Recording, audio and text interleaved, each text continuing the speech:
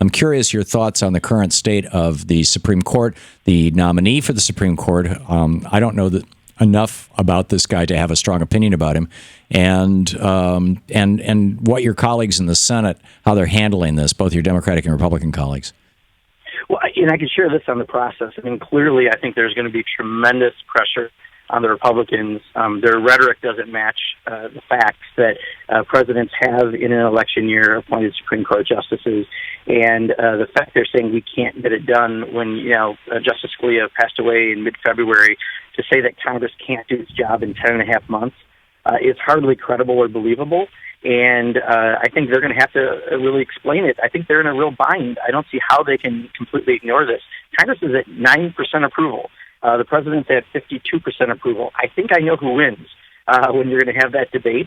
And I think any senators that decide to hold this up are going to really have some problems in November.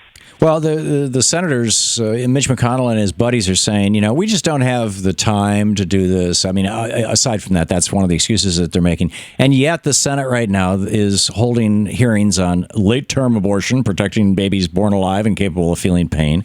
They're holding hearings right now on, in fact, Chuck Grassley and Jeff Sessions, who showed up at a Trump rally, on reforms needed to protect skilled American workers. This would be presumably the H-1B visa thing. They're going on political fishing expeditions over, oversight of the Department of Justice, which is code for let's see if we can figure out if Hillary Clinton did something wrong with her server. And they're holding hearings on creating a system to track immigrants' fingerprints. It's not like they're not doing anything. Do you think that they're going to do their job? Well, I think there's going to be pressure. I mean, in my home state, Ron Johnson is one of those seats that's up this fall. He has a good chance to lose to Russ Feingold, who used to be in the Senate. And if he continues to say that he doesn't have the capacity in the next 10 months to do his job as a senator, I know what the fair-minded people of Wisconsin are going to say. They're going to say, well, then maybe someone else who can maybe, work a 40-hour week and can sweat a little will do their job. Right. And I think that's going to happen in all these states. It's just not credible that the Senate doesn't have time or the capacity to do their jobs. And one of their basic 101 levels of being a senator is confirming Supreme Court justices. Right. And we know from experience that Russ Feingold certainly is a roll-up-your-sleeves, get-it-done guy.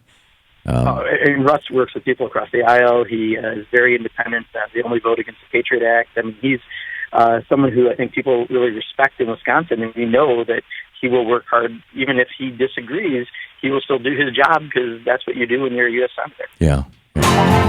To watch more clips from our programs, hit the Watch More Videos button over here. And please be sure to hit the handy-dandy subscribe button so you'll always be up to date. Tag, you're it.